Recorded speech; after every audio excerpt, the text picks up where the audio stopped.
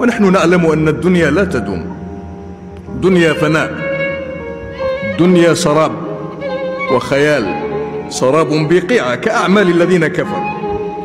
يحسبه الظمآن ماء حتى إذا جاءه لم يجده شيئا، ووجد الله عنده فوفاه حسابه.